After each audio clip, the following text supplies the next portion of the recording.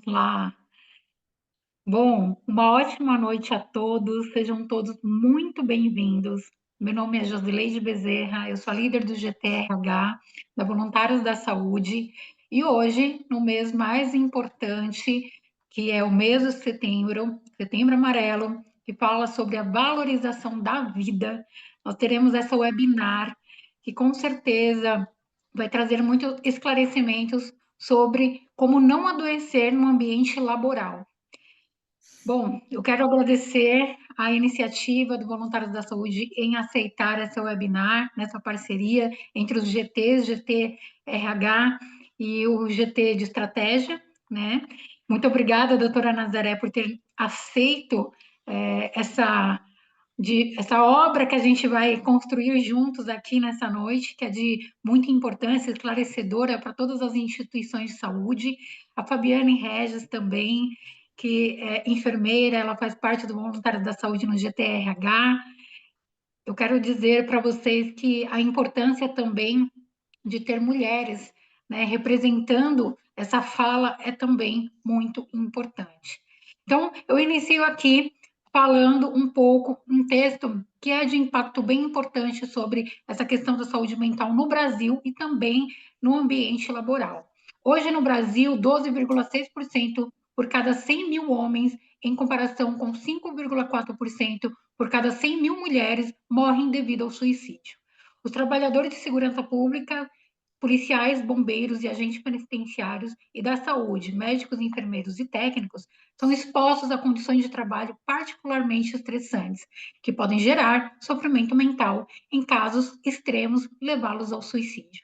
As profissões com maior índice de depressão variam entre estudos, mas frequentemente incluindo profissionais da enfermagem e professores e policiais e atendentes de telemarketing, que lidam com o estresse diário, com o contato do sofrimento em alta demanda. Fatores como longas jornadas de pressão constante, contato com violência, sofrimento e instabilidade no trabalho são comuns nessas áreas, afetando a saúde mental e aumentando o risco de depressão e burnout. No Brasil, os registros se aproximam de 14 mil casos por ano, ou seja, em média, 38 pessoas cometem suicídio por dia. Hoje, enquanto nós estamos aqui, com certeza, esse índice já bateu em algum estado brasileiro de profissionais, homens e mulheres, que cometeram suicídio. Ainda não há medidas de políticas públicas em combate ao suicídio e à ideação suicida de homens, mulheres, jovens e crianças. E hoje a gente vai trazer essa informação, esse informativo super importante de como as instituições podem ajudar o seu colaborador a evitar com que chegue a essa ideação suicida e ao suicídio, porque infelizmente há registro no Brasil de profissionais que cometem suicídio dentro das instituições hospitalares. E preparar essas instituições para que elas possam fazer com que esse profissional seja acolhido, porque ele também é uma vítima dessa questão do exercício laboral, que muitas das vezes não é tão eficaz dentro das instituições. E com isso, eu conto hoje com a participação excelente. Muito obrigado mais uma vez por essa iniciativa de vocês terem aceito aqui participar do webinar. E eu quero apresentar para vocês quem vai estar hoje com a gente palestrando, falando um pouco sobre essa questão da saúde mental e também falando sobre como que essas instituições podem colocar com medidas eficazes dentro do seu sistema de saúde, o que elas podem evitar para que isso aconteça dentro das instituições. Então, eu tenho aqui a doutora Nazaré, ela é PhD, psicóloga, doutora em negociação e administração de conflitos com foco em liderança e professora no MBA de formação também da FGV. Seja muito bem-vinda, doutora. Muito Obrigada. obrigada por você ter aceito aí a nossa participação, ter feito aí esse link, ter cedido o seu tempo e sua expertise para poder trazer todo esse aparato importante aí para a área da saúde nesse momento. E também tem aqui a Fabiane Regis, que ela é enfermeira, deixa eu abrir aqui, enfermeira e psicóloga e mestre em psicologia pela USP, com foco em neurociência, MBA em recursos humanos e múltiplas especializações em neurociência do comportamento na saúde mental. Fabiane, seja muito bem-vinda e muito obrigada também por ceder seu tempo, sua expertise. Obrigada, obrigada, Josi. Cadê a Josi? Ah, tá ali. Obrigada, é uma honra estar aqui, é uma honra estar aqui com vocês. É uma honra estar aqui, Nazaré, compartilhando esse momento com Também, você também, né? Antes e também. agora. Ai, Josi, você voltou. Essa apresentação. Obrigada. Muito bom, obrigada. Bom, vamos iniciar então. Eu começo com a Fabi, trazendo aí para a gente como que o colaborador pode se posicionar à frente às instituições mediante a qualquer situação de burnout, depressão, estresse no ambiente de trabalho, para evitar aí essa questão da ideação suicida. Bom, primeiro uma honra estar aqui, obrigada, obrigada, VS, muito bom fazer parte, né? Vi a Lília aqui, minha companheira de projetos, está aqui em algum lugar, né? Uma delícia, muito bom. Vou compartilhar a tela com vocês. Quando eu compartilho, eu não vejo. Vocês conseguem só me falar se vocês estão vendo a tela compartilhada? Que eu não Sim, tá consigo. entrando, Então, tá entrando. ah, legal. Então, bora lá, né? Cronometrar aqui para não passar do tempo, né? Que a gente tem que dividir aqui, bola dividida, né? Bom, uma honra estar, né, fazer parte dessa associação. Eu tenho a oportunidade de conhecer histórias e pessoas maravilhosas aqui dentro, então eu agradeço a oportunidade, Josi, agradeço a acolhida, e Nazaré também por estar aqui junto nesse momento. A gente vai falar sobre saúde mental como uma escolha diária, né, sobre a importância de cuidar de si e de cuidar de quem cuida, né? Tenho aqui o meu LinkedIn também. E aí eu começo perguntando a vocês, quais são as três coisas mais importantes para você? Coloca aí no chat, quais são? Coloca na sua cabeça, anota, coloca no chat. Quais são as três coisas mais importantes para você, mais valiosas, mais preciosas? Coloca aí para a gente dar uma olhada. Vamos fazer uma live interativa. Vamos lá. Cadê vocês? Coloca aí quais são as três coisas mais importantes para você. Ninguém vai colocar? Quais são as três coisas? Pula assim na sua cabeça, que hoje você entende são mais importantes. Quais? Quais? Alguém pensou? Pensou em alguém especial? Pensou em alguma? O meu filho, o meu trabalho, as pessoas da minha vida, boa, Nazaré, saúde, família, boa, André, o que mais? Quem mais? Quais são as três coisas mais importantes? Saúde, família, profissão, ótimo. Muito bem, olha só, temos aqui algumas respostas, né? Quem não escreveu, mas pensou, eu vou fazer uma outra pergunta para você, né? Tem gente que está escrevendo, eu já fechei aqui o chat. Em que lugar você apareceu dentre as coisas mais importantes da sua vida? Você apareceu em primeiro, segundo, terceiro ou nem apareceu, né? Nem pensou em colocar você dentre as coisas mais importantes da sua vida. Aí eu pergunto para você, é um soco no estômago. Quando você olha, né, e toma conta, né, de que você realmente, consciência de que você realmente precisa também se priorizar, o que que seria sem você essas outras coisas que você colocou aí como primeiro, segundo ou terceiro lugar? Já parou para pensar? A gente precisa olhar para isso, né? Olhar para quem cuida. E é urgente. A gente vive uma epidemia do transtorno da ansiedade no mundo, no Brasil e é no mundo, né? 328 milhões de pessoas, 4% da população tem transtorno de ansiedade. A população brasileira dispara no ranking, mulheres e jovens são bastante acometidos e são bilhões, bilhões de dólares investidos no tratamento.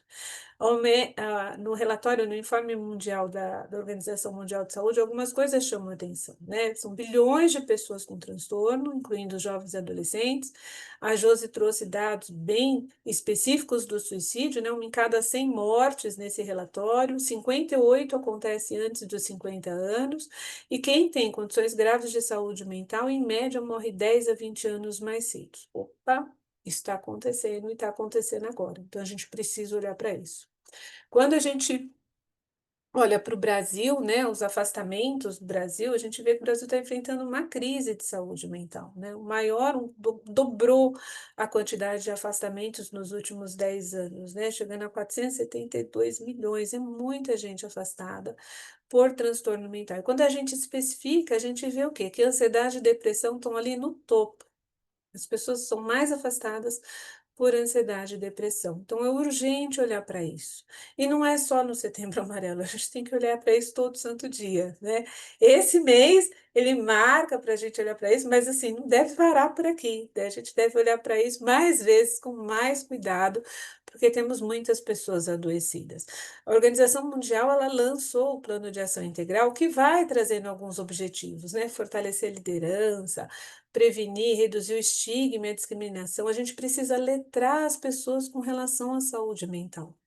Prover recuperação e suporte à saúde, mas não para por aí, né? Aqui no Brasil a gente tem a NR1, que vem aí buscando identificar quais são os fatores de riscos, avaliar e incluir os riscos psicossociais, que era para começar a avaliar a partir de maio desse ano, mas foi postergada. Está valendo, mas a auditoria foi postergada a partir de maio de 2026, e aí já começam as instituições serem avaliadas, né?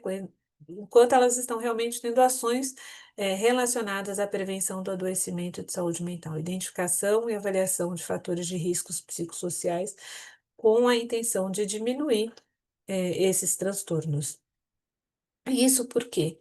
Porque a gente observa que os transtornos ansiosos, episódios depressivos, reações graves, né, reações ao estresse, eles têm aumentado drasticamente. Juntos, aqui, transtornos ansiosos ocupam o terceiro lugar, mas juntos eles ocupam o segundo lugar no ranking de afastamentos por CID no Brasil. Isso tem impacto financeiro, 12 bilhões são perdidos devido à depressão e ansiedade, e impacto global, em termos de economia também.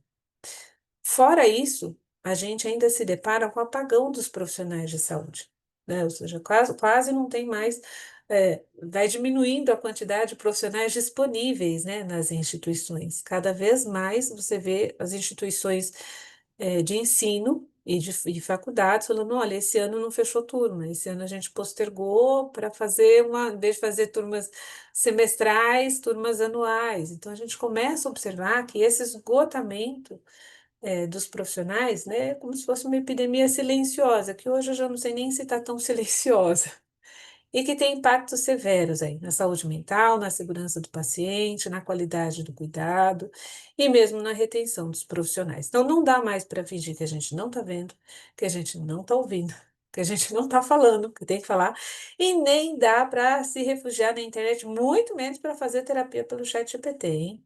Então, fica aqui também a dica, a gente precisa olhar para isso.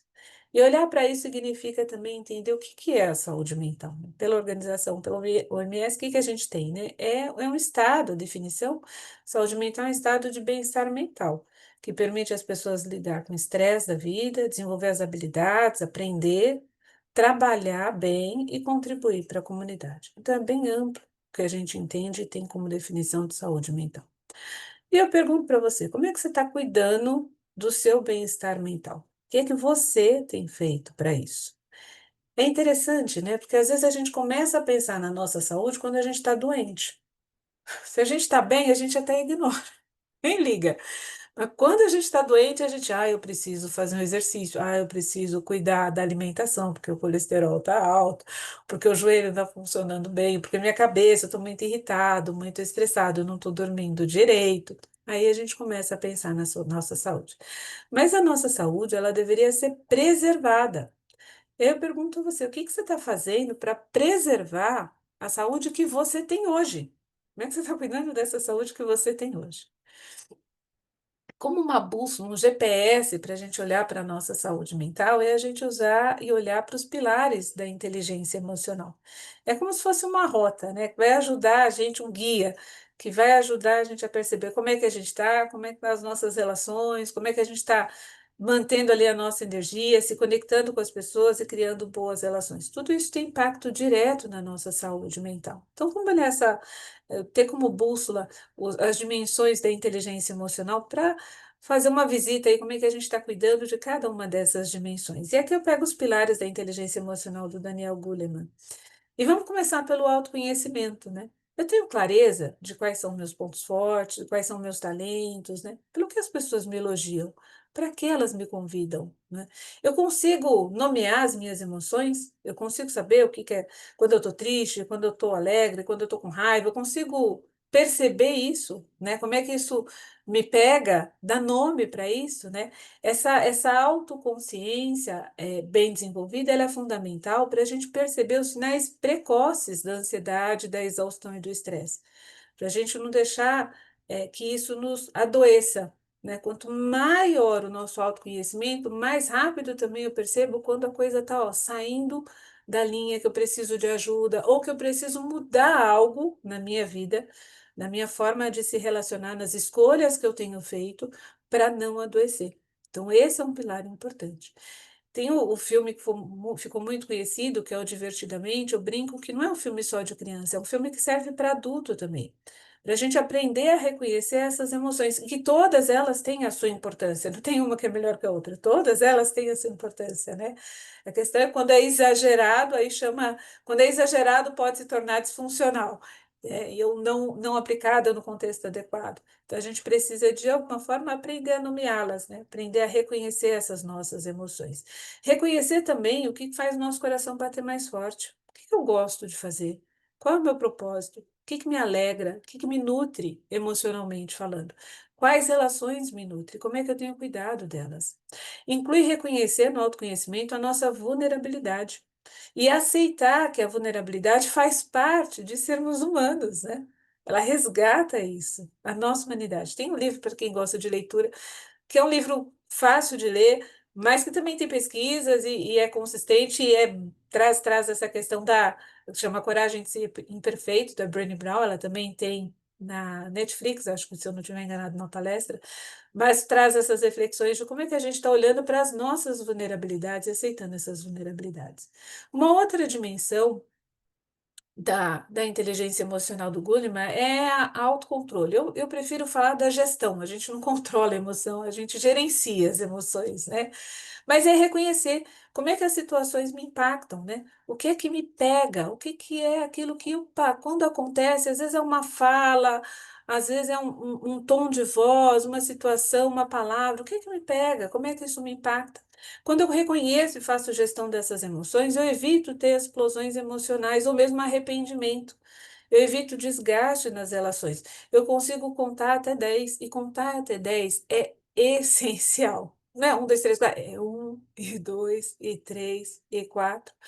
Quando a gente, quando recebe um estímulo, e dependendo desse estímulo de raiva, enfim, que desperta na gente uma emoção, ele vai direto na amígdala cerebral. E se a gente não conta até 10, a gente acaba às vezes sendo reativo, não dá tempo de pensar e elaborar uma boa resposta. E quando a gente não pensa e elabora uma boa resposta, a gente às vezes se arrepende da resposta que a gente dá. Contar até 10, a gente brinca que é o tempo de deixar esse estímulo que chegou na amígdala cerebral atingir o que a gente chama de córtex pré-frontal e ajudar a gente a modelar qual é a melhor resposta, a regular qual é a melhor resposta e a inibir algumas falas e comportamentos que depois a gente pode vir se arrepender. Então, contar até 10, respirar um pouco antes de responder, quando alguma coisa pegou e você, para isso eu preciso reconhecer que pegou, seja uma fala, uma frase, uma abordagem, isso me permite elaborar melhores respostas. Por isso que a respiração, a pausa, ela é tão fundamental. A automotivação é um outro pilar da inteligência emocional do Goleman, né? E ele fala da importância de a gente sustentar essa energia de alguma forma. Para isso, a gente é importante ter a clareza do nosso propósito também. Como resultado, quando a gente está mais automotivado, a gente tem mais satisfação, a gente tem mais vitalidade, tudo isso acaba protegendo a nossa saúde mental. O Daniel Pink tem uma palestra dele, é pública, disponível, ele fala da motivação intrínseca, e ele fala para a gente, ninguém motiva ninguém, né? Ele fala, a gente tem a gente tem a motivação ativada quando algumas necessidades são atendidas. Quando uma necessidade de autonomia, eu faço porque eu escolho fazer ela atendida, não porque alguém mandou. Por isso é importante nas conversas, aí fala, a gente convida, a gente pede permissão, né? Mas o quanto a comunicação aprimorada ela é fundamental para que realmente a autonomia e a cocriação aconteça. Quando a gente tem a competência a necessidade de competência atendida. Quanto mais a gente faz algo e melhor a gente fica naquilo, mais competente a gente se sente, e isso nos motiva. Quando a gente tem a necessidade de propósito atendida. Então, são três necessidades que, quando bem atendidas, nos deixam motivados. E isso é fundamental e protetor para a nossa saúde mental. Uma outra dimensão da inteligência emocional que o Goleman traz é a empatia, né? O quanto a gente realmente consegue promover conexões autênticas com as pessoas. Isso reduz o isolamento emocional, cria espaço para as trocas e traz uma sensação de pertencimento, de acolhimento. Pertencimento é uma necessidade humana e social de todos nós. A empatia, ela é sempre um exercício de imaginação, porque a gente nunca vai saber exatamente, o que é estar no lugar do outro, passar pelo que ele passou, porque cada um de nós aqui tem uma história, tem uma trajetória. Por isso é um exercício de imaginação, que nasce desse lugar de humildade, de reconhecer que eu não sou o outro, que eu não tenho experiência dele, que eu não olho com a mesma lente que ele olha. A empatia, ela tem algumas características que são interessantes, né? Ela fala da gente entender a perspectiva do outro, ela parte de um lugar de não julgamento, de reconhecer a emoção na gente, no outro e de alguma forma comunicar. E olhando para essas características da empatia, ela se assemelha muito ao que a gente chama de, né, os pilares, os princípios da comunicação não violenta, que é observar sem julgar, o que é difícil porque o nosso cérebro, ele foi elaborado para nos proteger e para dar respostas rápidas. Então, quando a gente olha para uma situação, para uma pessoa, rapidamente pula uma palavra na nossa cabeça que vai nos convidar a se aproximar ou afastar daquela situação e daquela pessoa, e pautado em todas as experiências anteriores que a gente já teve. Nomear os sentimentos, que passa pelo nosso autoconhecimento. Comunicar as nossas necessidades, o que é que eu quero de fato e pedir no afirmativo, né? Começar às vezes o que a gente quer pedir ao outro, não pelo que a gente não quer, mas pelo que de fato a gente quer e precisa. E a última dimensão que ajuda a gente também a caminhar e fazer essa avaliação com relação à nossa saúde mental é as nossas habilidades sociais. Como é que está a minha rede de apoio? Como é que estão os meus amigos? Né? De alguma forma eu coopero, eu procuro amigos ou não, eu fico quietinho e espero as pessoas me procurarem. Quanto mais a gente desenvolve as nossas habilidades de comunicação, de gestão, de conflitos, né, de situações divergentes, mais leve fica o ambiente e mais nutritivo ficam os relacionamentos. Relacionamentos nos nutrem. Se você tivesse que fortalecer apenas uma dessas dimensões, que poderia ter um impacto na sua vida, qual seria? Qual delas você desenvolveria? Qual delas você entende que hoje é importante? O Daniel Goleman fala assim: as pessoas olham para a inteligência emocional como se ela fosse um atributo único, e ela não é. A pergunta não deveria ser se você tem ou não tem inteligência emocional, mas sim em qual dessas dimensões você está você tem melhor, qual dimensão você tem melhor desenvolvida e qual delas você precisa desenvolver mais para você ter inteligência emocional aprimorada, né? O ser humano, ele tem necessidades que são sociais. O Eliot, ele traz nesse livro, ele explora como é que o comportamento humano ele é influenciado pelo contexto social. E ele destaca algumas necessidades. Eu vou trazer duas aqui para vocês. Uma delas eu já falei. Importância, nós todos temos a necessidade de pertencimento. Isso desde pequeno, né? A gente quer pertencer ao grupo das meninas, o grupo dos meninos, o grupo do patins, o grupo da dança, os grupinhos na adolescência. A gente vai crescer, é o grupo da banda, é o grupo do yoga, do Pilates, mas a gente tem necessidade, é o grupo do trabalho, é os amigos do prédio, a gente tem essa necessidade de pertencer. E essa necessidade ela é tão intensa que quando há uma rejeição, uma exclusão, as áreas cerebrais ativadas são as mesmas áreas que são ativadas quando a gente tem uma dor física. Tão forte que é em nós essa necessidade de pertencer, pertencer a um time. E uma outra necessidade que nós temos é uma necessidade de afiliação, de intimidade, de ter confiança, né? E eu pergunto a você, você tem um melhor amigo no trabalho? Onde você está? Você tem um melhor amigo? essa questão de ter melhor amigo é um dos itens que tem na pesquisa da Gallup, que é o Q12, depois eles colocaram mais algumas questões. Mas ela traz, né? Quando você quer trabalhar, quer avaliar engajamento, essa pesquisa trabalha muito em cima de engajamento. As questões, uma das questões é: você tem um melhor amigo no trabalho? O quanto isso é fundamental para o nosso bem-estar e para o engajamento também no trabalho, nas instituições. Os profissionais com amigos no trabalho, eles são até 7 vezes mais engajados. Então, como é fundamental a gente desenvolver isso para o nosso bem-estar? Somos seres sociais. A gente sabe que existem diversas, né, variáveis que podem impactar no bem-estar, mas cuidar de si é um ato de liderança responsável com você mesmo. Tem coisas que é da instituição, tem coisas que é do governo, e tem uma parte que é nossa, é de cada um de nós. Como é que a gente está cuidando da gente? E cuidar no sentido integral, cuidar do corpo, cuidar da mente, cuidar da alma, cuidar das relações sociais, somos seres sociais. Como é que eu estou cuidando também dessa dimensão, né? Como é que você, de alguma forma, cuida de cada uma dessas dimensões? Cada uma delas, o que que você tem feito hoje?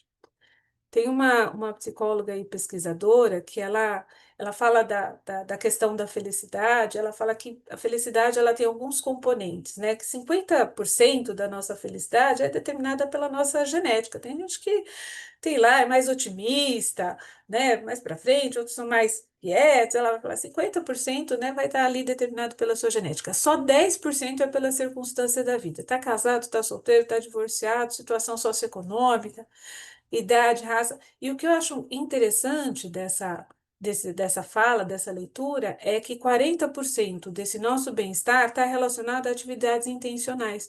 O que é responsabilidade nossa? O que é que eu estou fazendo? Quais são as ações e os hábitos que eu escolho praticar para aumentar o meu bem-estar?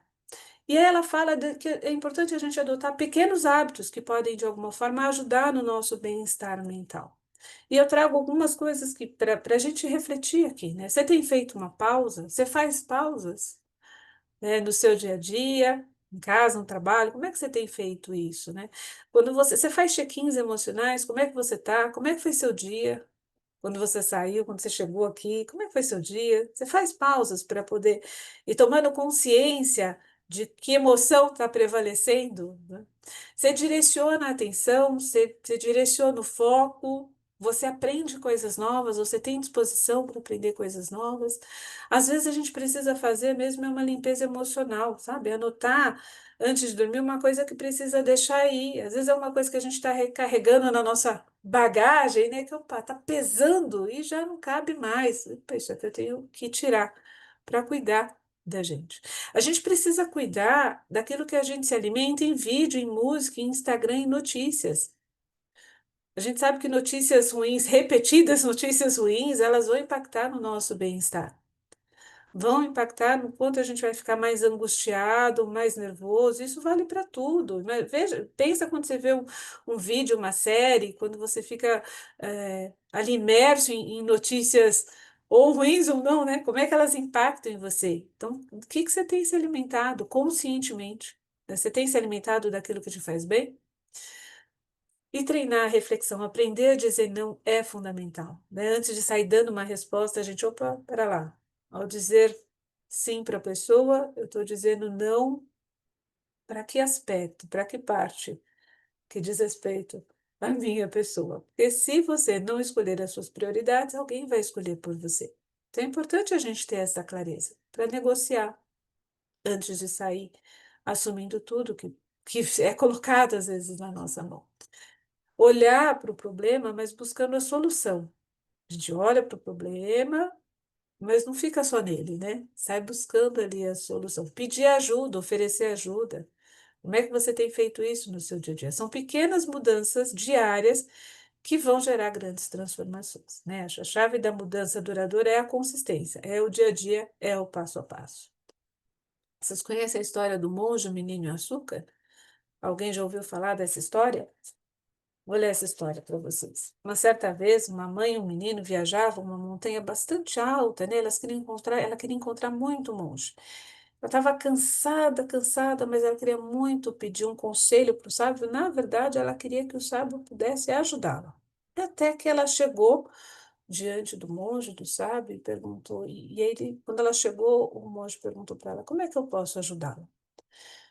E essa mãe, angustiada, falou: eu preciso que o senhor diga ao meu filho para ele parar de comer doce.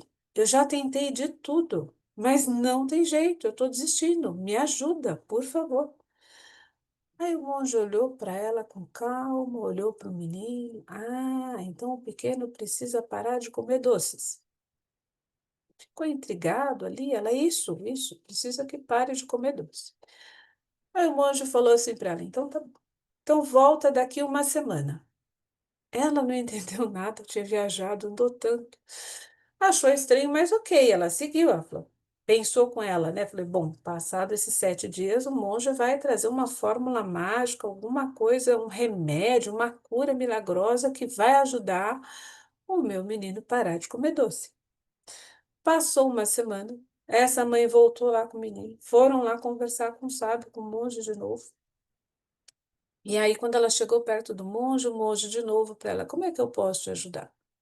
Ela: "Ah, lembra, eu vim aqui semana passada com meu menino, ele precisa parar de comer doce. Você falou que era para eu voltar." Aí o monge: "Ah, lembro." Aí o monge pegou, baixou, olhou bem no olho do menino e falou assim para o menino: "Você precisa parar de comer doces." E virou. Aí a mãe ficou olhando assim: "Mas como assim? Você é só isso?" Aí o monge: "Sim, é só isso." "Não, mas se é só isso, por que que você pediu para ir para casa, esperar 7 dias e voltar para você falar isso para o meu filho? Por que que você não falou semana passada?" Aí o monge olhou bem para ela e falou assim: "Porque eu tive que ficar uma semana sem comer doces, para poder ser autêntico e falar para o seu filho que ele não poderia comer doces." Quando a gente fala de cuidar e cuidar de pessoas, é fundamental a gente ser coerência e ter autenticidade. Cuidar de si é a base para a gente cuidar de qualquer pessoa. Qualquer pessoa. Por isso é importante a gente cuidar da gente. Uma mudança ela não vem com uma ação isolada, mas ela vem por uma decisão diária da gente agir diferente, da gente fazer escolhas conscientes para o nosso bem-estar. É uma pequena coisa que você faz por você, lembra? Colocando você como uma das 3 coisas mais importantes da sua vida. E aí eu pergunto para vocês, encerrando a apresentação, qual é o pequeno gesto que você pode fazer hoje para cuidar da sua saúde mental, para se priorizar? Muito obrigada. E agora nós seguimos a nossa Fabi, muito webinar. obrigada. Obrigada, Obrigada, obrigada, Josi. Fabi. Obrigada.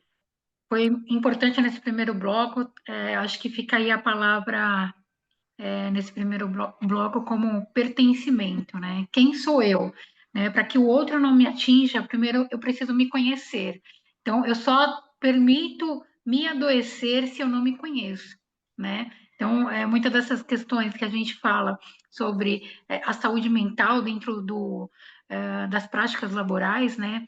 E quando a gente fala nessa questão do pertencer, os jovens, né? Hoje, o menor aprendiz, ele também ele entra nessa seara, porque para ele, se não tá bom, hoje a nova geração ela não se importa. Ah, não tô gostando, pega as mochilinhas deles e vão embora. Então, eles têm esse posicionamento diferente de nós, né? Que fomos criados a resistir, a engolir muito sapo, né? A aceitar as humilhações. Hoje não.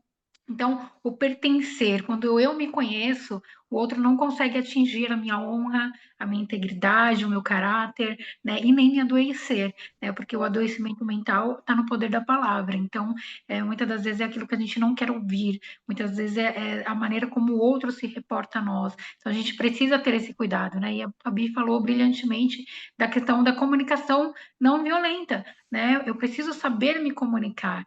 Vai ter um dia que eu estou super bem, mas vai ter um dia que eu estou mal e um não bom dia da Fabi pode me magoar, porque naquele dia eu não estou bem. Então, a gente precisa saber lidar aí com essas questões do dia a dia e saber que a gente tem que ter com quem contar, que também é super importante, né?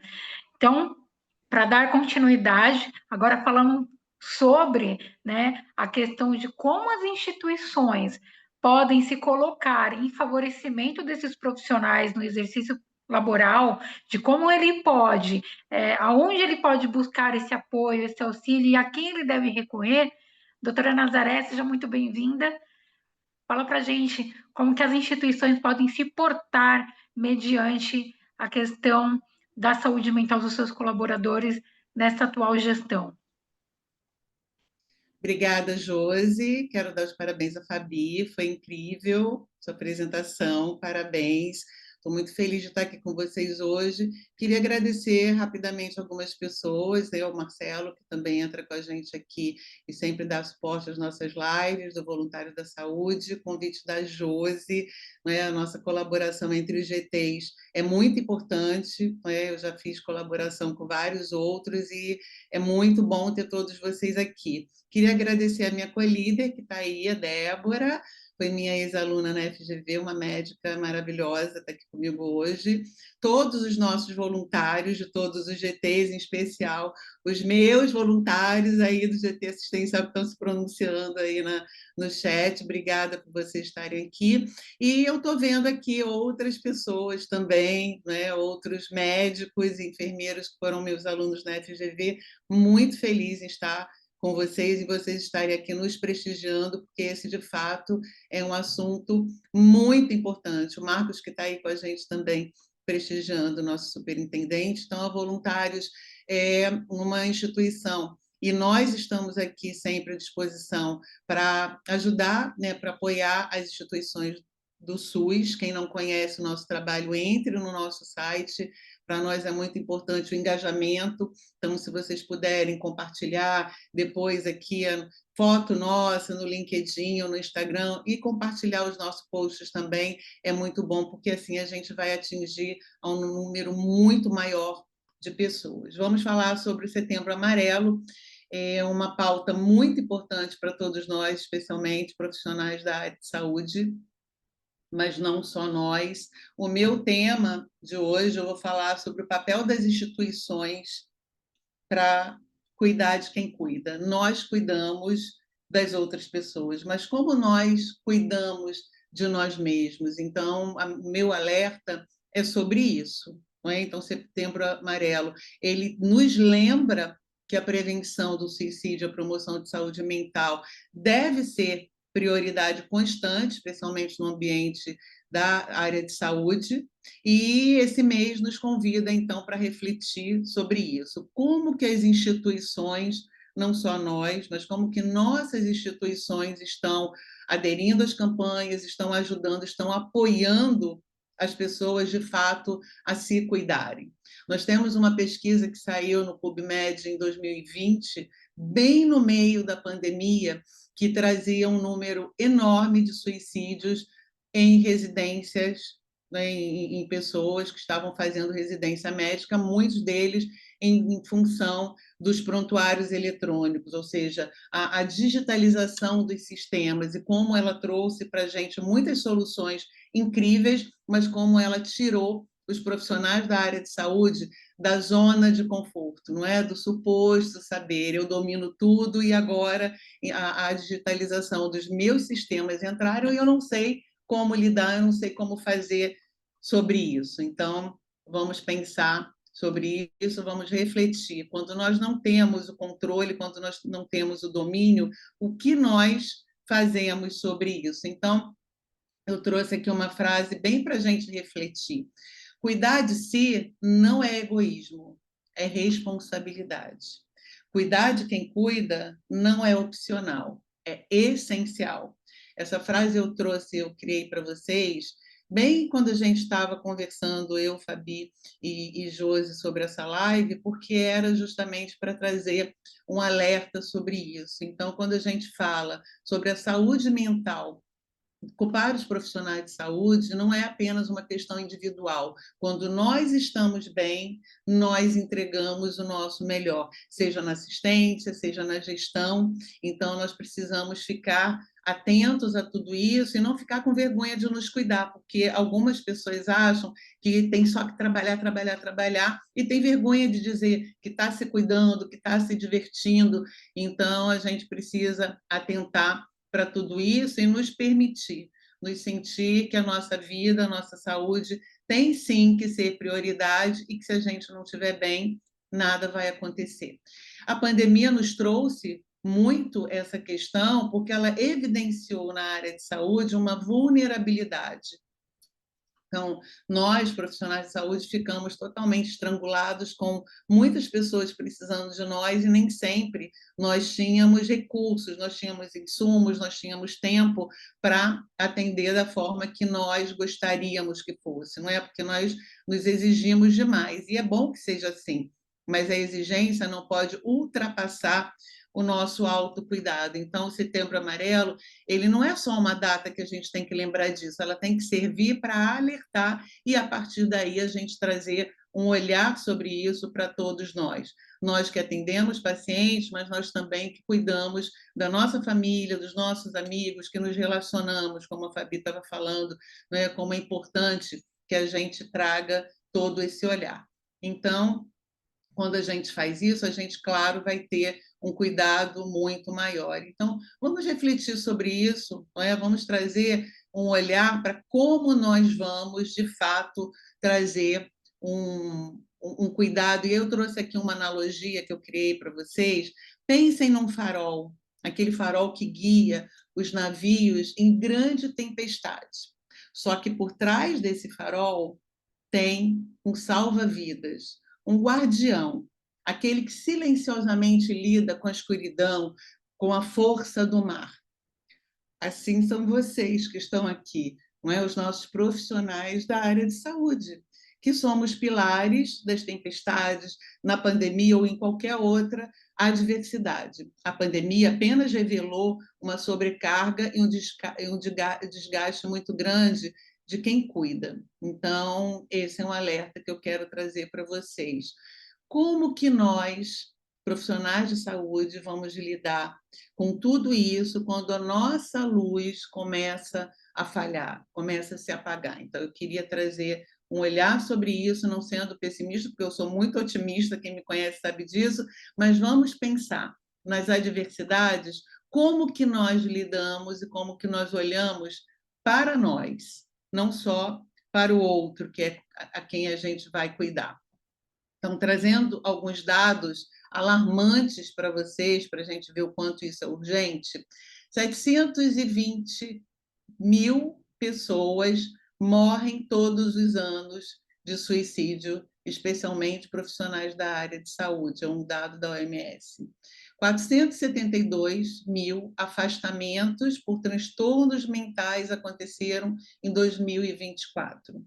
76% de riscos em médicas, mulheres médicas, é um risco muito maior de suicídio. Então, vamos pensar sobre isso. Médicos brasileiros, 8,8 relatam muitos planos de suicídio ao longo da carreira. 3,2 já tentaram suicídio. Esses dados são alarmantes e é por isso que a gente está aqui hoje. Então, que bom que a gente está aqui hoje, né, pessoal?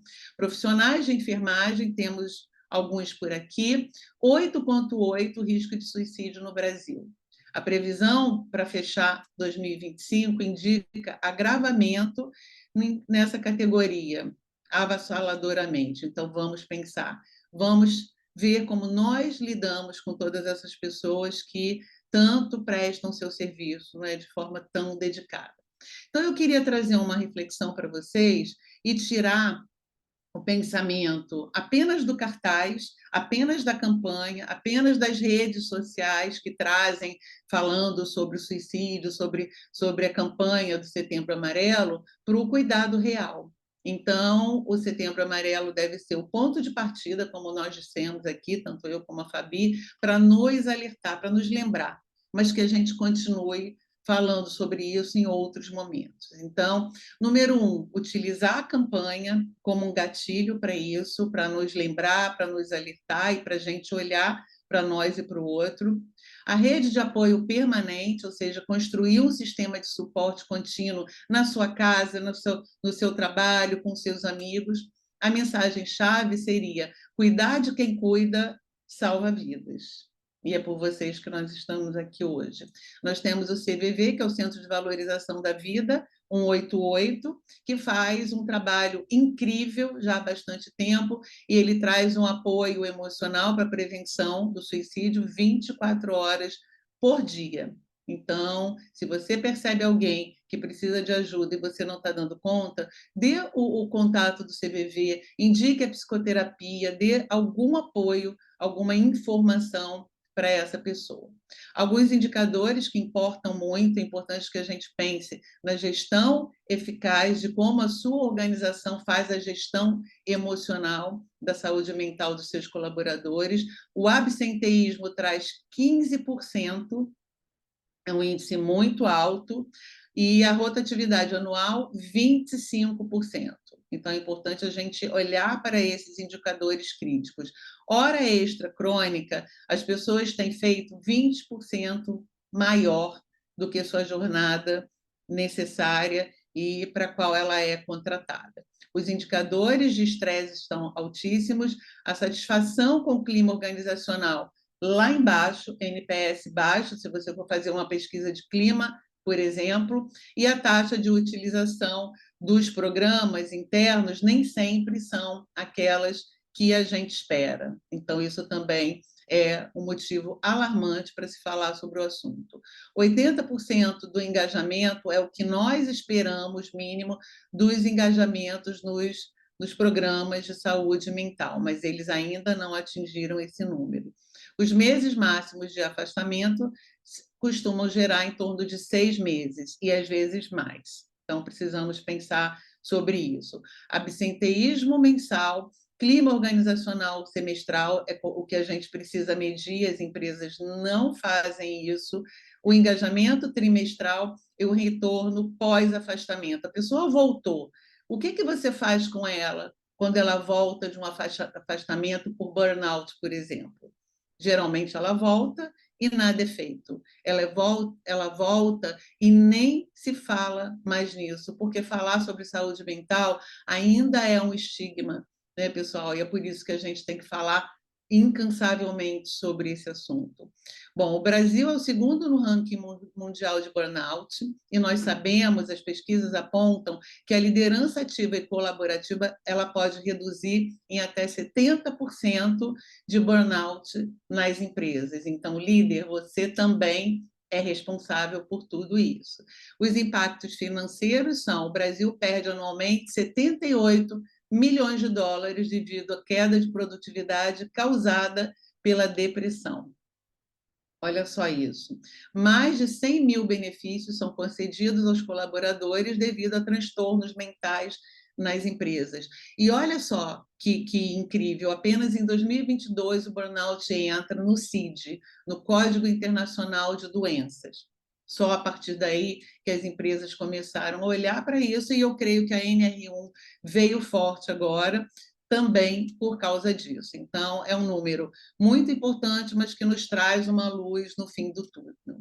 O impacto no cérebro é muito grande, então a gente precisa entender que não é uma coisa só emocional, é uma questão biológica, neuropsicobiológica, como eu costumo dizer. Então, falando um pouquinho sobre os neurotransmissores, a serotonina, que é essencial para regular o humor, o sono e o apetite, e os níveis muito baixos associados à depressão e à ansiedade.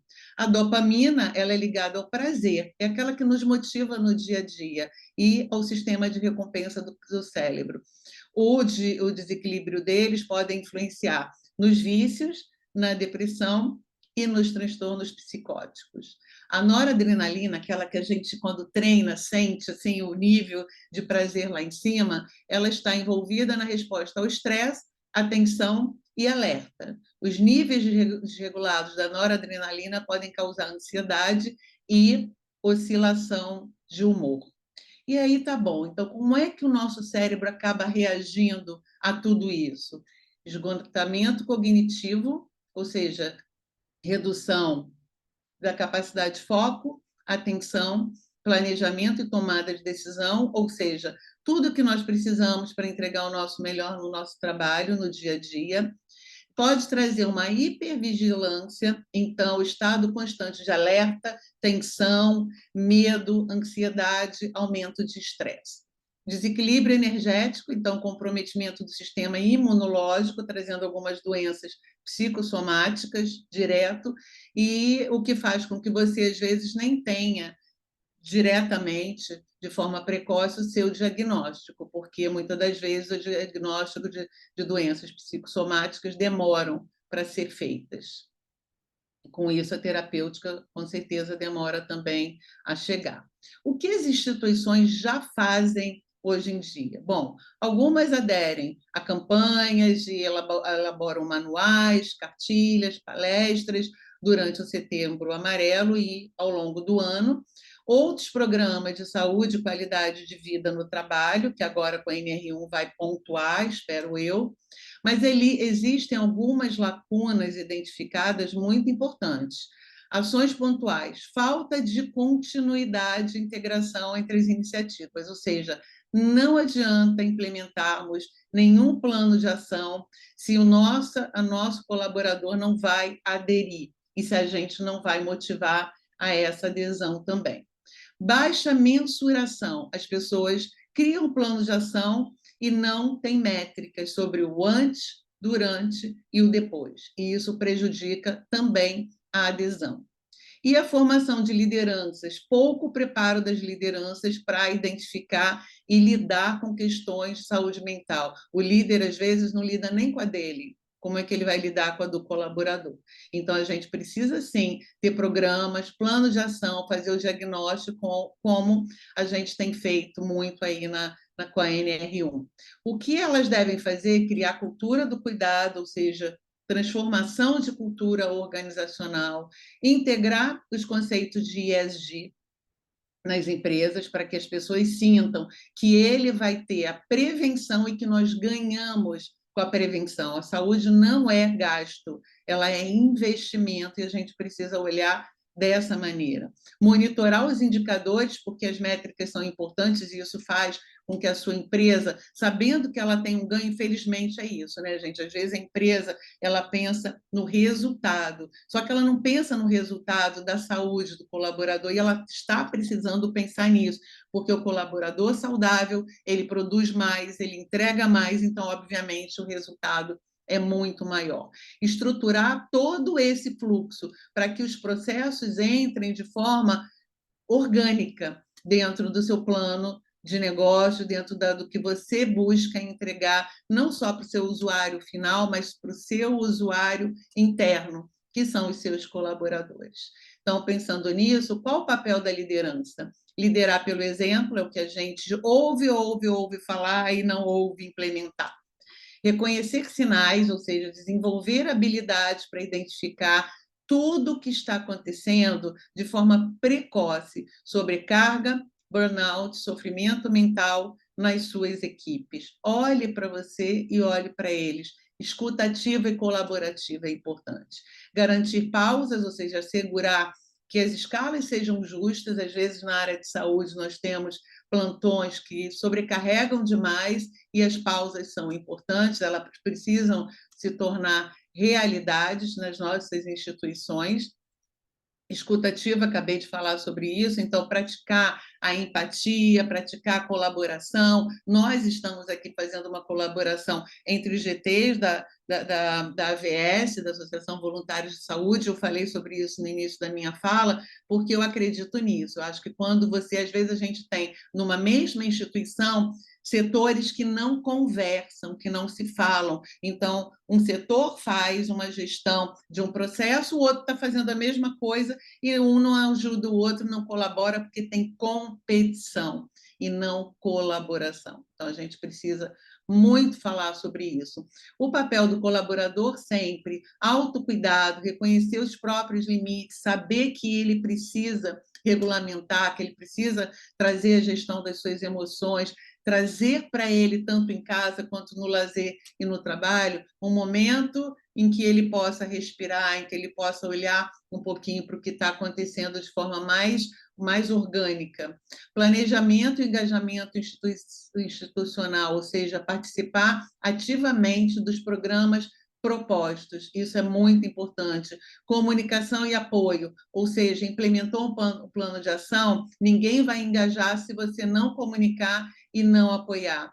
Corresponsabilidade. O colaborador ele não pode esperar só do líder da instituição, ele é responsável também. Então, quando a gente fala em autocuidado, pensa que quando sai do trabalho, você também precisa voltar um pouquinho para você. A gente fala tanto de resiliência e qual é a capacidade de resiliência que a gente tem depois de uma adversidade, de voltar ao nosso equilíbrio emocional. Então, vamos pensar sobre isso e é aí que entra a NR1. Então, a nova resolução, ela traz um olhar muito significativo e obrigatório dos riscos psicossociais no programa de gerenciamento de risco, no PGR da sua empresa. Então, ele já traz uma inclusão obrigatória, ou seja, as empresas, como a gente estava falando já no início, ia ser implementada agora, em maio de 2025, e foi postergada para 2026, provavelmente porque as empresas não estão prontas para isso ainda, então a gente precisa de um tempo para essa adequação. Eu sou uma implementadora da NR1 em várias empresas, então eu tenho visto assim a dificuldade que as pessoas, tanto liderança quanto colaborador, até saber o que é risco psicossocial, o que quer dizer isso, então cabe a nós falarmos um pouquinho sobre isso, o inventário e um plano, então elaborar todo esse inventário e fazer um plano de ação é muito importante. Participação ativa, envolvimento direto de tanto colaborador quanto liderança também, para que isso de fato aconteça, e um cronograma de implementação. A gente precisa de investimento de tempo, não estou falando só de investimento financeiro, mas de tempo, de disponibilidade pessoal e emocional para essa implementação, porque se você faz o investimento de um plano de criar um plano de ação e depois você não implementa, tempo jogado fora, investimento desperdiçado. Então, vamos falar um pouquinho sobre alguns dos riscos psicossociais para que você, que está aí com a gente hoje, saia daqui dessa live, nossa, e vá para a sua empresa e diga, olha, ontem lá na VS teve uma live que falou sobre isso, precisamos transformar. Então, sobrecarga de trabalho, demandas excessivas e prazos não realistas, está dentro do risco psicossocial. Controle e autonomia, ou seja, qual é a autonomia que você dá para a sua liderança, para os seus colaboradores, como você está formando o seu colaborador para ele ter tomada de decisão e atitude, isso faz com que ele se sinta com a autoestima melhor. Relações interpessoais, como que eu estou lidando com com os meus pares, com os meus pacientes, inclusive. Então, precisamos pensar sobre isso. Como que eu gerencio todos o conflito que está dentro da minha instituição e fora dela, e o equilíbrio entre vida e trabalho. Como que você faz essa gestão? Será que você consegue desconectar do seu trabalho? Nós, da saúde em especial, tem pessoas aqui que podem nem ser da área de saúde, eu estou pontuando saúde porque nós vivemos isso no dia a dia, nós nos preocupamos sim com o nosso paciente, mesmo quando nós não estamos atendendo. Isso faz parte de nós, né, das nossas habilidades, mas nós precisamos saber desconectar um pouquinho. Isso não quer dizer esquecer, isso não quer dizer não dar importância para ele, mas isso quer dizer nos cuidar também. Então, esses são alguns dos riscos psicossociais incluídos agora na NR1 em que todos nós precisamos estar atentos. Pensa cada um de vocês se você olha para isso. Então, quando a gente fala do plano de ação que eu citei, primeiro precisamos fazer um diagnóstico, vamos avaliar como que está o clima organizacional e fazer uma jornada de conscientização para que a gente possa, de fato, entender as prioridades, para que a gente possa fazer a definição e o mapeamento de que setor precisa mais e o que ele precisa, fazer as intervenções, ou seja, capacitar os líderes para estruturar esse apoio, como será feito esse apoio psicológico, emocional para o nosso time. Criar os planos de ação seria implementar também, trazer prazos claros, alocação de recursos, insumos necessários, estratégias de engajamento. Não dá para falar só, tem que sair do papel, tem que sair dali daquele âmbito só da organização e do planejamento, porque isso é muito bonito, mas se a gente não colocar para girar essa roda, não vai acontecer. Monitoramento, acompanhamento sistêmico a partir dos indicadores. Quando temos indicadores, mede como está agora, implementa o seu plano de ação e mede de novo. Essa mensuração é ideal que você faça de 3 em 3 meses. Você pode criar uma pesquisa de clima. Eu tenho ensinado muito nas minhas aulas, meus alunos, não é? Então, isso faz com que nós aqui somos facilitadores desse processo, porque nós atendemos, nós damos aula, nós damos cursos, nós aprendemos também. Então, cada um de vocês que está aqui com a gente hoje pode se transformar um facilitador. Então, que nem um PDCA, essa roda tem que girar. Então, vamos pensar sobre isso. E aí eu trago um alerta muito importante para vocês sobre as penalidades legais que nossas empresas vão sofrer caso ela não se adapte à NR1. Então, se os colaboradores se sentirem expostos e os riscos psicossociais como assédio, sobrecarga, burnout, se elas não estiverem alinhadas, seus colaboradores podem abrir ações contra você, alegando que a sua empresa não garantiu um ambiente saudável seguindo a NR1.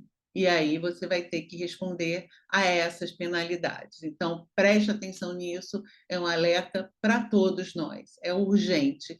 E trazendo para vocês alguns resultados comprovados de programas que já existem em muitas empresas, seja da saúde ou não, 25% redução de absenteísmo quando os programas são criados e implementados. Olha que interessante. 15% do aumento de produtividade. Olha o resultado da empresa aqui. Não é isso que a empresa quer? Então, menor absenteísmo, entrega melhor com mais qualidade. 30% de melhora na retenção e 2 vezes mais do retorno do investimento do programa que você acha que você gastou o dinheiro. Então, olha de novo aqui o resultado, então é importante a gente entender isso. E aí eu trouxe para vocês, alinhei alguns ODS, né? Vocês sabem que eu trabalho muito com os ODS, Objetivos de Desenvolvimento Sustentável da Agenda 2030, então a gente tem que trazer trazer o olhar para a saúde mental dos seus colaboradores, você está se alinhando com o ODS 3, que tem a ver com saúde e bem-estar para todos, o ODS 4, educação de qualidade e desenvolvimento, quando você traz um palestrante, um curso, alguém que vai trazer um olhar de relevância para o seu time, o ODS 8, trabalho decente e crescimento econômico, tem total a ver com a NR1, o ODS 11, cuidar cidades e comunidades sustentáveis, que é o que a gente quer, e o ODS 17, as parcerias de implementação. Quem que você vai convidar para fazer parceria para implementar o seu plano de ação? Olha nós fazendo aqui, não é? Aqui na AVS, uma grande parceria para implementar o melhor para todos nós. As parcerias, elas são sempre muito bem-vindas. E aí eu quero fazer uma pergunta a todos vocês. Depois de tudo que eu falei, depois de tudo que a Fabi falou na apresentação dela, será que nós estamos realmente preparados para essa nova agenda? Será que essa agenda vai trazer para todos nós, vai incluir os indicadores, as métricas e vai além de tudo isso, trazendo mais bem-estar, sustentabilidade emocional, responsabilidade ética na gestão de pessoas na nossa organização? Será que exercer a liderança responsável e inspiradora vai trazer uma transformação em tudo isso? Transformar a cultura organizacional, ela traz a retenção de talentos e sustenta melhores resultados. Então, nós precisamos ficar atentos a isso. E, para fechar, eu queria trazer para vocês o olhar da minha apresentação, que foi trazer a NR1, mais liderança, mais dados, que é igual a cuidado sustentável baseado em evidências, que é o que a gente quer sempre. E, especialmente na saúde, nós precisamos dados e métricas, resultados baseados em evidência prática e científica. E se nós mensurarmos os nossos indicadores, teremos isso. Então, setembro é o início, né? É importante que a gente tenha o cuidado sempre. E a minha pergunta final para todos vocês é: que compromisso nós podemos assumir hoje? Eu que estou aqui com vocês, vocês que estão aqui me ouvindo hoje, qual é o seu papel em tudo isso? Então, é importante a gente saber que trabalhar com pessoas demanda técnica, prática e sensibilidade. Foi isso que eu procurei trazer para vocês aqui hoje. Tem uma frase do Simon Sinek que eu gosto muito, onde ele diz: liderança é uma maneira de pensar, uma maneira de agir e, o mais importante, uma maneira de se comunicar.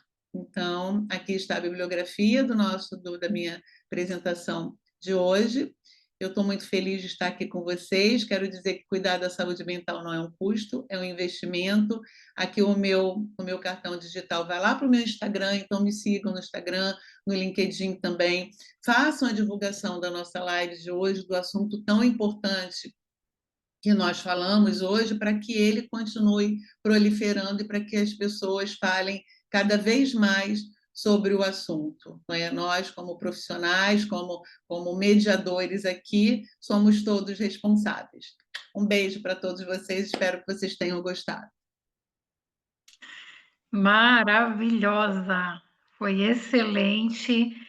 Muito obrigada, Nazaré, Fabi. E eu quero trazer aqui, antes de iniciar um bate-bola aí com as nossas palestrantes de hoje, eu quero agradecer aqui a todos que estão aqui no chat, mandando mensagem, falando que são do GT Assistencial, né? E do GT também GRH, que não se identificaram, mas eu sei que está aqui, eu fui olhando um por um para ver.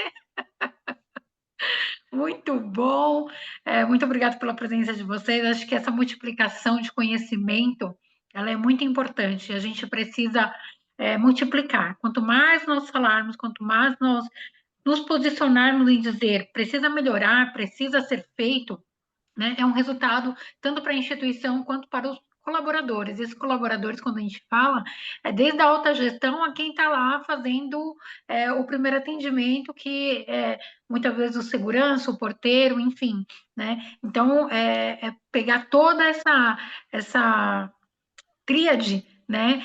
E mostrar que há, sim, uma excelência desse cuidado, que a saúde mental é importante, que cuidar da espiritualidade é importante, cuidar do físico é importante, saber o que acontece com o seu gestor ou com o seu colaborador da porta para fora também é importante, vai impactar no atendimento ali na área da saúde, na sua empresa, na sua instituição, independente do lugar, isso é muito importante. Então, a gente precisa sim se ater a esse tipo de posicionamento. E eu gostaria também de falar algo que é muito importante. Eu também faço parte de um programa. A Adriana Macedo, ela está aqui, minha amiga, ela é enfermeira da Unifesp, ela que foi a criadora das práticas integrativas na Unifesp, que atende tanto os pacientes quanto os colaboradores dentro da instituição hoje, e faço parte aí do programa dela também, né? Eu faço parte das terapias ali de práticas que ela tem, que é reiki, aromaterapia, isso também ajuda, né, no dia a dia desses profissionais, principalmente dentro de uma instituição tão grande que é a Universidade Federal de São Paulo hoje. E eu quero agradecer a participação dela aqui com a gente. Muito obrigada, Adriana. Fico muito lisonjeada por você estar aqui com a gente, nos apoiando, e os demais também, né, que estão aqui colocando aqui, agradecendo a palestra. E aí eu quero perguntar para a Nazaré e para a Fabi o seguinte: nós falamos muito sobre essa questão da importância dos profissionais, né? A Fabi trouxe o posicionamento de como que o profissional pode falar para a instituição: olha, estou adoecendo, ei, me vejam. E a Nazaré trouxe como que a instituição pode se posicionar. E aí eu pergunto para vocês, quando o profissional encontra essa dificuldade da gestão, não se qualificar e não querer investir nessa melhoria, o que acontece com esse profissional? De ambas as partes, tanto quem colabora quanto quem está na gestão. Posso falar? Pode. Bom, Josi, agora é lei, não é? Eu estou muito otimista quanto à implementação da NR1, porque ainda tem um estigma muito grande, né, nas empresas sobre saúde mental. A pessoa que está doente, que está sofrendo, ela muitas das vezes não fala, porque ela tem medo de ser descartada, não é? Ela sabe que ainda tem o preconceito. E agora a gente tem alguns meses, não temos mais um ano, mas nós temos alguns meses para trazer a conscientização sobre isso. Então, acho que a nossa live ela trouxe um pouquinho à luz tudo isso. Então, cada um de nós que está aqui, e cada vez que a gente compartilhar o que a gente falou aqui nas redes de vocês, nos marquem se vocês fizerem isso, por favor. É muito importante, porque é assim que vai acontecer. A gente tem que quebrar, trazer uma importância da pessoa se cuidar e ela saber que ela vai ser acolhida. Isso não é o que acontece ainda, a gente sabe disso. Não é? A Uhum. gente tem sim alguns líderes que já estão atentos e têm cuidado para as pessoas, mas a gente sabe que ainda tem muito líder autocrata, ainda tem muito funcionário, muito colaborador que tem medo de, com isso, ele ser mal visto. Não é? Então, eu acho que a gente está passando por um momento de transição até para as pessoas conhecerem a NR1 e conhecendo. Eu sempre digo que educação é a solução para tudo. Então, é isso que a gente está pedindo hoje. A gente está aqui para isso e a gente quer a ajuda de vocês para proliferar essa informação, porque, Josi, é só assim que a coisa vai acontecer. Eu penso que Concordo assim, plenamente. É muito importante a gente trazer essa visão para que a gestão, principalmente a alta gestão, se não começar por lá, a gente não consegue fazer com que a base aceite essas mudanças e esse é, acolhimento também. Então, eu, é isso que a Fabi vai pontuar aí para a gente. É, eu Sim, penso que assim, tem que ter sim autogestão, mas eu acho que quando a gente fala de saúde mental, a gente tem que, eu falo de letramento, as pessoas precisam saber o que que é, né? O que que o que que é tristeza, o que que é depressão, o que que é um transtorno, né? O quanto que aquela situação ela está sendo exacerbada e me adoecendo e realmente me esgotando e que eu preciso de ajuda, porque as pessoas às vezes nem conseguem identificar isso, nem nelas, né? E muito menos no outro. A gente não foi ensinado a falar sobre as emoções. A sim, gente foi ensinado português, matemática, né? Um monte de coisa que a gente usa para a vida, que bom, mas a gente não foi ensinado a identificar nem as nossas emoções, nem na gente e muito menos no outro. Então, eu acho que uma das coisas importantes é a gente letrar as pessoas sobre o que é saúde mental, sobre o que são as emoções, né? Sobre o que é um adoecimento.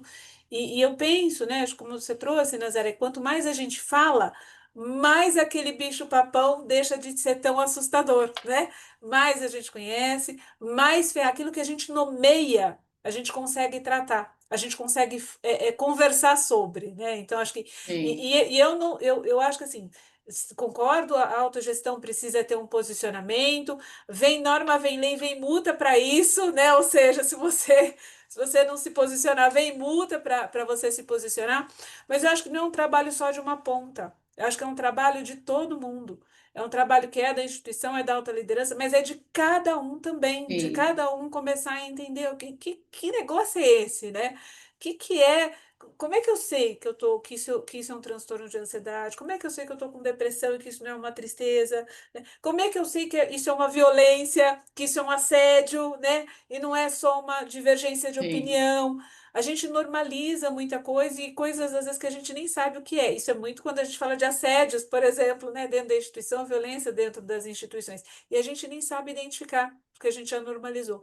E só às vezes identifica quando está adoecido, né? E fala, opa, tem alguma coisa estranha aqui. Então, eu acho que o letramento, ele é importante. E não é só uma ação pontual, né? Eu concordo, é contínuo. É contínuo, é o tempo inteiro falando, não é uma palestra. Uma palestra você falou, ok, aquilo fez sentido em uma semana, depois se perde.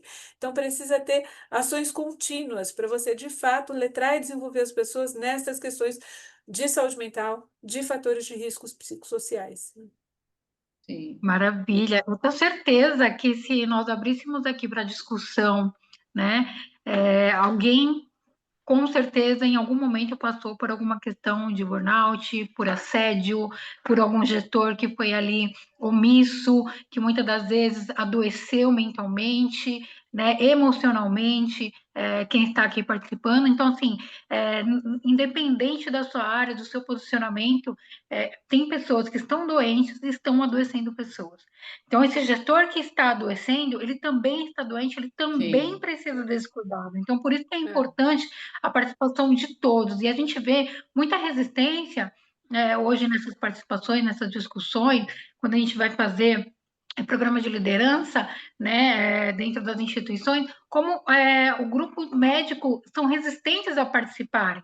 E a gente está vendo, hoje mesmo saiu uma matéria super importante no G1, do alto índice de suicídio entre os médicos. Então, assim, precisa ter essa participação mais efetiva de saber que, independente do pedestal que você esteja, você também precisa cuidar, você também precisa desse olhar, né? Então, aqui a gente tem uma pergunta da Milene Góes Silva, que ela fala assim: dentro do triângulo de riscos psicossociais apresentados, qual deles possui o dado mais elevado? Nazaré. bom, Milena, o absenteísmo ele está no topo da cadeia, né, dos riscos, porque ele acaba trazendo todos os outros riscos juntos. Porque se você está doente e você acaba faltando trabalho, você chega com atestado, na maioria das vezes, por uma dor no estômago, por um olho que tá doente, por uma dor de cabeça intensa. Ou seja, as pessoas saem e faltam trabalho, vão até um médico, né, uma assistência, um PA, enfim, cada um com a sua, né, com as suas possibilidades de atendimento, de assistência, mas os atestados não vêm por saúde mental na maioria das vezes. Eles vêm por alguma doença, como eu falei, psicossomática, porque é mais aceitável. Então, a pessoa está sentindo uma dor do estômago, ou ela está sentindo uma tremedeira no olho, ou ela está sentindo uma dor de cabeça, e aí ela busca e ela leva esse sintoma. E muitas das vezes o atestado que ela leva foi um remédio que o médico indicou, ou porque ela está com baixa imunidade, ou porque ela está com resfriado, ou é uma virose, que às vezes não se sabe o que que é, mas o absenteísmo ele é gritante por causa de todos os outros indicadores.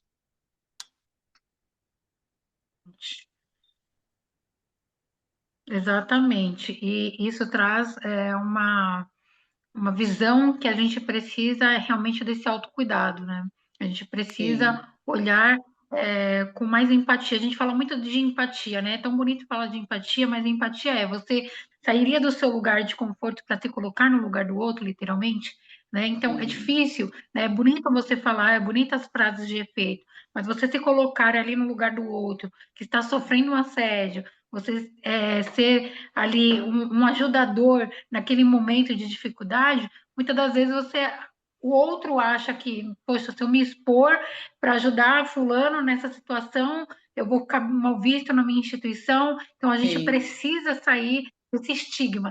Nós precisamos literalmente fazer com que esse corpo, né, se fortaleça. Que se está adoecido, a gente precisa de cuidado. Então não tem sim. nada melhor do que esse. A gente realmente cuida de quem cuida, então a gente precisa começar a cuidar de fato nessa questão dessas pessoas. A Josi, Débora falando aqui, falando sobre muito empatia, frequente. que você falou sobre empatia, eu sempre digo que a palavra empatia ela tem um movimento. Né? Então, a gente define empatia de forma errada, muitas das vezes.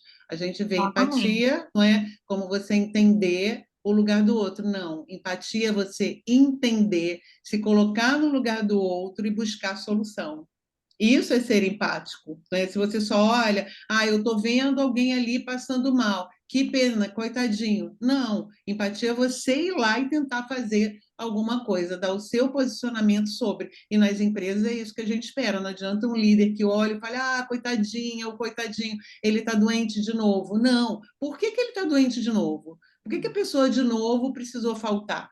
Não é? O que que ela está sentindo? O que está levando a isso? A NR1 traz esse olhar. A NR1 não é só para punir. a empresa, ele é para letrar, como a Fabi falou, ele é para ensinar, é a educação que vai transformar, não é a punição. Ninguém quer punir ninguém, a gente quer não precisar punir ninguém. E para isso a pessoa tem que transformar cultura organizacional, transformação de cultura. Exatamente. Promoção. A Débora colocou aqui, muito frequente e difícil de identificar nos atestados médicos. Hoje, a maioria das pessoas que estão sofrendo por afastamento psiquiátrico de questões de saúde mental, elas solicitam que não seja colocado o CID na entrega dos atestados por medo, Sim, tá? Um alto, É, um alto índice de rejeição e exclusão dentro das instituições. E isso, agravando claramente a questão de saúde mental, psíquica, né? E emocional, porque quando a pessoa retorna, como a Nazaré falou, e a Fabi também, quando ela retorna após esse afastamento, ela é realocada em lugares a qual ela não tem, ela não se sente servil, né? Ela uhum, não se sente acolhida tanto pela instituição quanto pelos colaboradores, e ela fica com aquele estigma de aquela ali já teve algum problema, se fala mais alto, se sim, ri, ou se alguma coisa, é, ela fica com aquele estigma já caracterizado na instituição. E hoje, conforme a Nazaré também mencionou, isso também entra como um processo também de assédio moral institucional. Tá? Isso é muito sim, sério e a realidade assim, é dolorosa, porque esse mesmo líder que não se importa em saber porque você está entregando muitos atestados, ele também não quer saber o que ele pode fazer para te dar de suporte. é, Então, isso que a gente precisa catequizar para mudar esse sim, pensamento, né, de eu estou aqui confortável na minha cadeira, eu tenho esse meu poder de ser o seu supervisor, coordenador, gerente, enfim, e você está subjugado a mim. Então, a gente precisa quebrar esse histórico que já vem perpetuando há muitos anos, né? Ah, tem um sim. usuário que diz assim aqui, ó. Infelizmente, na realidade, o funcionário é punido quando adoece mentalmente é. por conta do ambiente de trabalho. E aí, Fabi, o que que Acho que acontece? é uma realidade, né?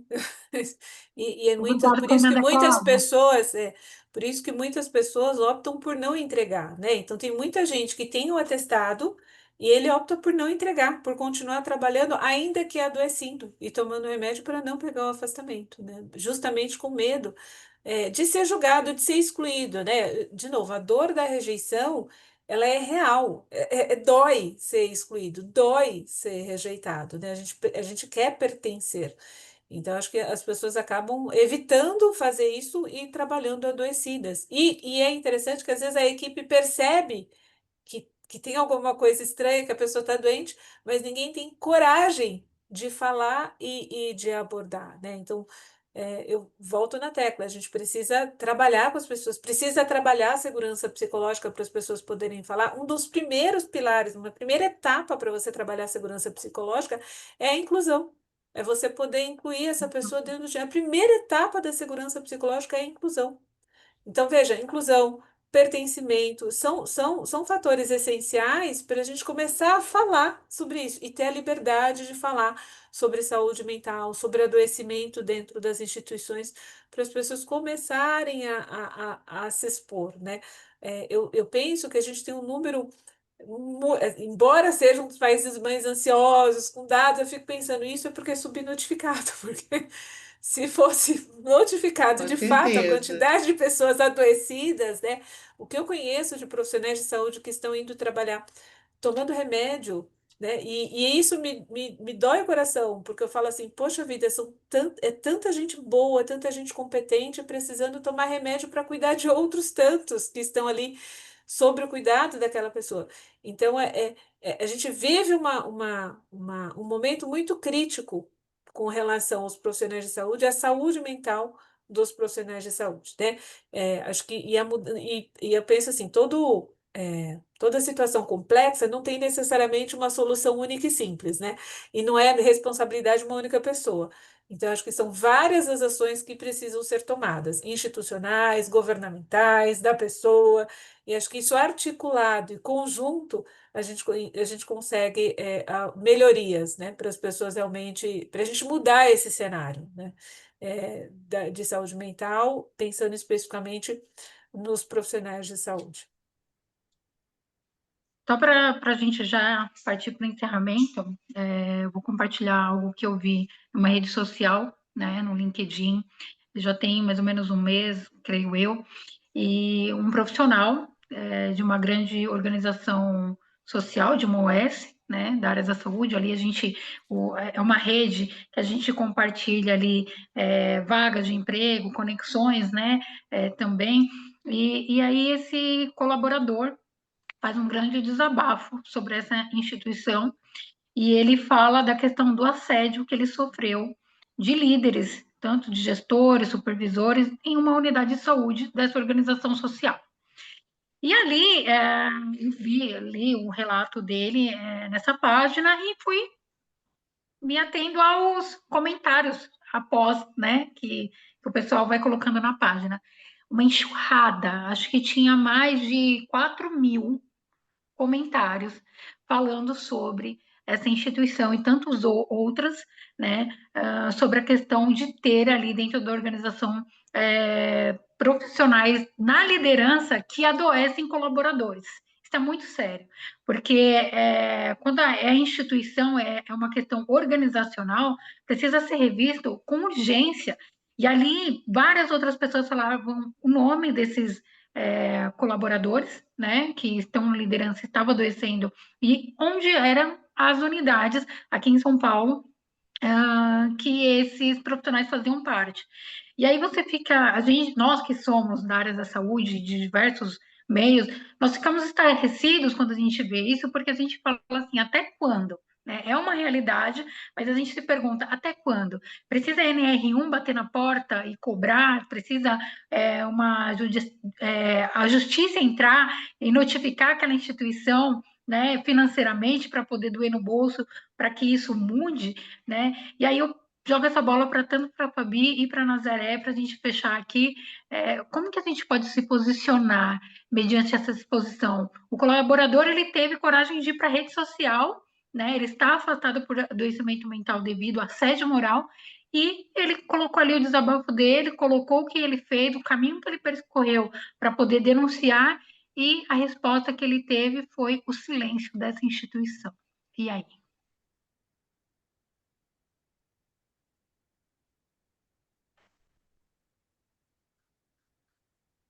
Vai, Fabi? Eu penso que o ideal é você é, tentar os meios dentro da própria instituição, né? Ver se provocar ali algumas mudanças, talvez a mudança não vai partir da liderança, mas trazer, ou da alta liderança, mas trazer esses assuntos para as áreas que estão ali envolvidas, para outros setores, mas dentro da própria instituição, se não com o seu líder direto, com o próximo responsável, com a equipe, com as áreas envolvidas, né? Eu penso que esta seria uma forma, entendo eu, é, adequada de você tentar resolver essa exposição e resolver essa situação. Não penso que acusando, apontando o dedo ou expondo numa rede social que ele vai ter uma resposta, né? Eu penso que é dentro da própria instituição, na medida do possível, buscando os canais que essa instituição tem de denúncia ou de fala, e nem precisa de denúncia, de comunicação, de abertura, né? Para que isso realmente seja resolvido. Então, eu penso que essa seria uma boa estratégia. Ah, não tem nenhum. Provoca. Traga isso, né? Sugere, seja a pessoa a levantar a mão e a propor melhoria. Fala, olha, como a Nazaré falou, tem uma live aqui da AVS, vem cá assistir, porque tem coisa nova chegando e a nossa empresa precisa se atualizar. Eu penso que essa forma educativa mesmo, né? Da gente, ela não precisa ser de cima para baixo. Eu acho que quando a gente fala de educação, ela acontece em todos os níveis, né? Pode vir da liderança para o colaborador, pode vir entre pares, pode vir do colaborador para a liderança. Acho que não precisa ser hierárquica quando a gente fala de educação em saúde mental. Eu acho que essa seria Sim. uma forma que eu entendo apropriada. Sim, eu fico pensando o que que essa pessoa estava sentindo, não é?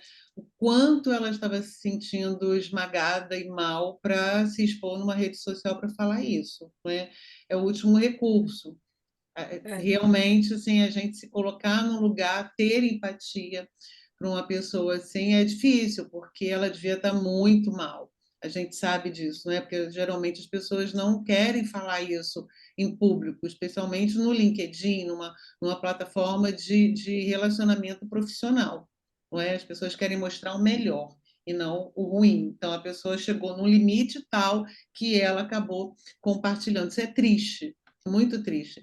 Eu sou profissional de saúde mental há quase 40 anos, né? 39. O ano que vem eu faço 40 anos de formada e atuando, né, com a clínica no consultório, tanto no presencial quanto no online, trabalhando na gestão da minha clínica e dando aula de gestão. Tenho vários alunos queridos aqui, incríveis, na FGV, e a gente vê o quanto isso atinge a todas as pessoas, né? Quando eu vou nas empresas para dar um curso de liderança, de comunicação, e eu implemento a NR1, acredita que teve uma pessoa responsável do RH que falou assim para mim, me chamou antes do treinamento e falou assim, professora, quero muito que você foque nos líderes, porque o problema são eles.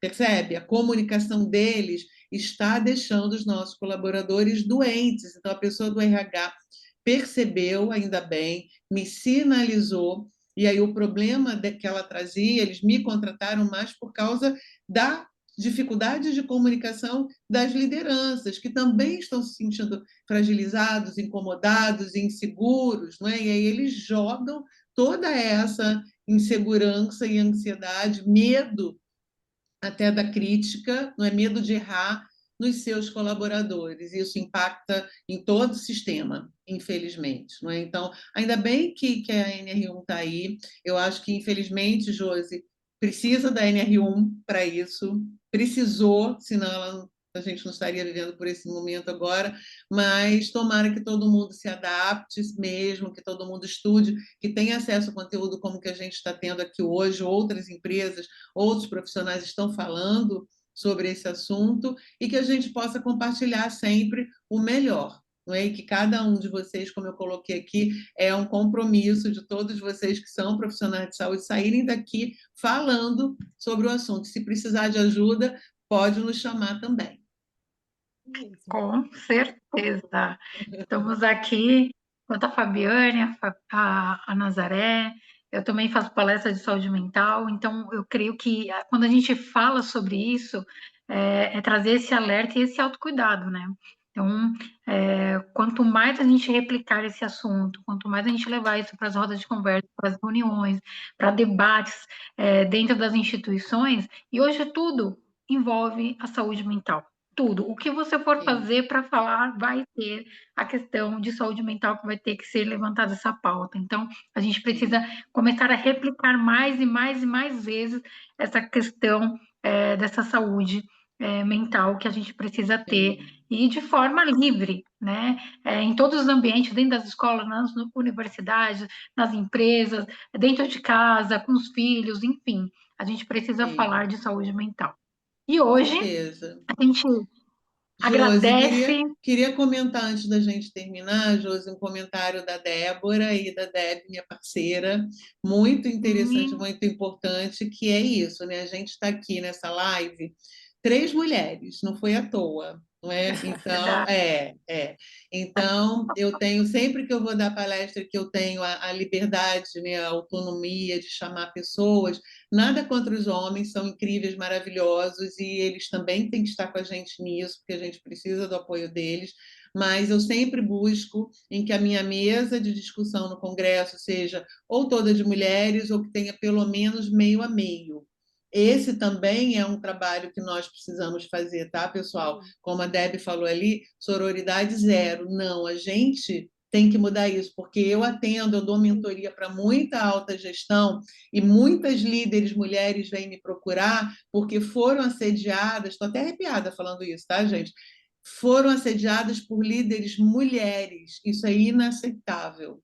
Isso é inaceitável. Então, a gente tem que dar a mão, sim, puxar os homens para nos ajudar, Então, se for contratar ou se for chamar pessoas para algum congresso, para algum seminário, não é feio, gente, não coloque no palco só homem, é feio isso. Nós É o que somos mais acontece. capazes. Eu canso de chegar em congresso, eu sou a única mulher no palco. E sempre que eu tenho chance, eu convido e eu falo. E isso depende de nós também. Então, todos nós que estamos aqui, vamos pensar nisso um pouquinho, porque isso também adoece a quem é capaz e nunca é chamado para fazer parte das coisas, dos eventos. Então, a gente também tem que mudar isso. Exatamente, muito bem. Acho que é uma fala super importante, né? E o maior quantitativo hoje na saúde é feminino, é a mulher, né? A mulher está aí, as enfermeiras, né? Hoje é o maior quantitativo, né? As auxiliares, as técnicas de enfermagem também é o maior quantitativo na área da saúde dentro da organização hospitalar. Então, quanto mais a gente falar direcionado a esse público, que tem sofrido tanta violência, né? Os profissionais têm sofrido muita violência é, das pessoas que vão procurar ajuda, socorro dentro dos hospitais, e é a parte mais frágil, né? Então a gente precisa sim ter esse olhar, esse cuidado, esse respeito, e respeitar também a voz, né? Porque a gente tem voz, a gente tem direito de fala referente a isso. Fabi, você quer falar algo? Não, é só agradecer, acho que foi uma discussão maravilhosa. Obrigada por quem está aqui até agora, né? A gente passou um pouquinho do tempo, então muito Muito, muito obrigada, legal. né? Obrigada por nos provocar, Josi, com as perguntas, né? O pessoal também com os comentários, né? É uma delícia estar aqui, é uma delícia falar sobre isso. Obrigada, Nazaré, por dividir essa mesa, né, com Também, muito você, né? bom. Muito obrigada. E acho que é isso, acho que é um tema que isso aqui seja o começo de outras tantas lives relacionadas à saúde mental, a Sim, letramento, né, sobre saúde mental. Muito obrigada, sim, gente. Só com agradecer, certeza. Josi. Obrigada. Com certeza. Também queria agradecer. Se deixar, a gente fica aqui a noite toda, porque é um assunto incrível. E aí já falou de sororidade, já falou É, de número aí. maior de mulheres na saúde, Josi. Vou te fazer uma provocação, não vai dar para falar agora, mas Não vai pode dar ser um para outro falar. assunto. Nós somos maioria em gênero, mas se a gente for contar o pessoal de líderes femininas, ó, é uma provocação, tá? Na saúde é muito menor do que deveria ser. Então, se a gente for falar Exatamente. sobre isso, dá um cutucão aqui.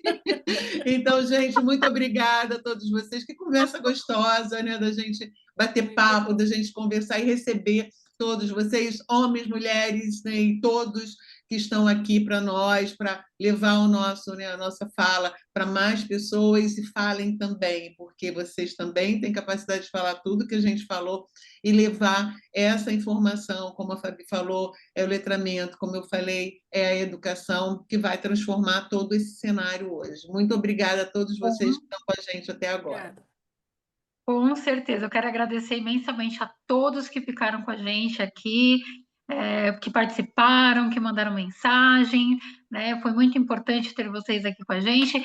E a gente tem novidade, né? Mês que vem, Outubro Rosa, a gente vai trazer novidades aí que a gente já está articulando, né? E vai falar desse universo feminino, desse empoderamento da mulher, né? Na alta gestão, na liderança, da importância da mulher.